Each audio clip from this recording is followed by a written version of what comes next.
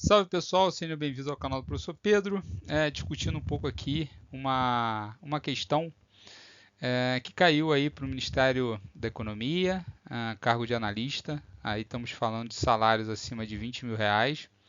Questão essa que no gabarito está uma coisa, mas analisando de maneira bastante fria, né, a informação, eu entendo que caberia aí recursos inclusive para anular a questão ou simplesmente transformar de certo para falso, né, ou de certo para errado, a depender do humor do jogador e também do entendimento básico, né, sobre economia. A questão era essa, né, então tem um gabarito errado. As expectativas, né, de que haja uma queda substancial da taxa de juros cobrada sobre financiamentos de longo prazo deslocam a curva de demanda de imóveis para cima e para a direita, elevando assim a quantidade demandada desses bens.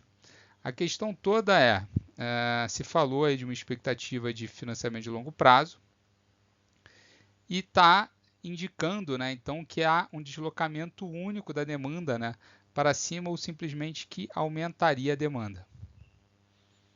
E aí, o fato de aumentar a demanda depende de 3 fatores, quais sejam.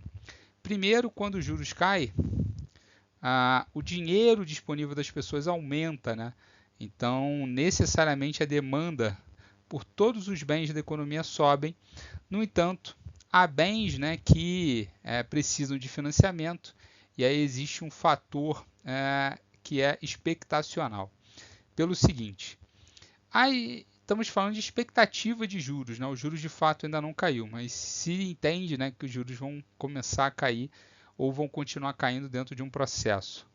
Então, essa expectativa faz com que as pessoas já comecem a entender que não faz tanto sentido pensar em uma taxa de juros, mas pensar em aplicações, né, que vão render esses juros, dado que esse juros vai começar a cair, mas é possível o indivíduo buscar 3 alternativas. Mercado pré-fixado, e aí estamos falando aí de contratos que estejam pagando juros fixos ao longo do tempo, e aí, portanto, eles estariam ali ganhando o que a gente chama, né, de precificação da curva. Então, aumenta a demanda de contratos pré-fixados, isso aí é fato. Então, não necessariamente a demanda por todos os bens da economia vão subir, como predica claramente o manual. Além disso, a expectativa de juros, né, estamos falando só de expectativas, né, vamos botar um asterisco aqui, de queda de juros, faz com que ninguém queira fazer financiamento de imóveis. Então, ninguém vai querer buscar novos financiamentos. O problema é que a questão não falou que os bens seriam que imóveis financiados, só falou de imóveis. E aí a gente tem os chamados imóveis na planta, por exemplo. Imóveis na planta são contratos que a gente acabou de falar, pré-fixados.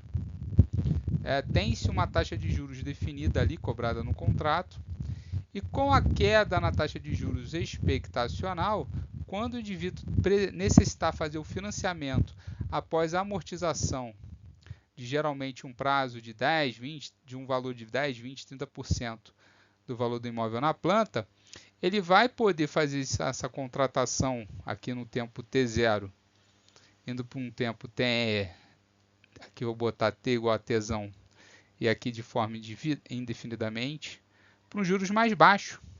Então, demanda por imóveis pode subir. A gente não sabe necessariamente se vai haver esse aumento consubstancial e principalmente se vai haver aumento, né, ou queda por imóveis financiados. Então, quando você soma as duas coisas, né, imóveis financiados, imóveis na planta, contratação de imóveis à vista, por exemplo, a gente tem 3 modalidades aqui de contratação e a única que é assertiva, que faria sentido você dizer que estaria falso, seriam imóveis financiados. Do contrário, a gente não poderia dizer que a demanda por esses bens cairia ou não subiria, porque aqui pode subir claramente e aqui pode subir claramente. A questão toda, né, é que a questão ela fala que desloca, né, ou seja, necessariamente. Então esse é um fato que está tornando errado, necessariamente tornando errada a questão.